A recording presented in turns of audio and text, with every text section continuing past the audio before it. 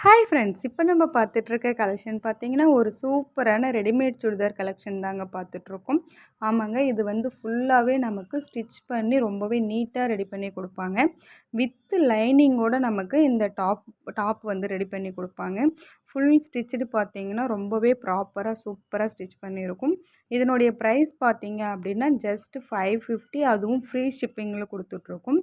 ஒரு சுடிதார்லையுமே பார்த்தீங்க அப்படின்னா, பாட்டம் ஆர் டாப் எல்லாமே பார்த்தீங்கன்னா, ரொம்பவே சூப்பரா அதுக்கு மேட்சா இருக்க மாரி கலர் காம்பினேஷன் ரொம்பவே பியூட்டிஃபுல்லா ரெடி பண்ணி எடுத்துகிட்டு வந்திருக்கோம்.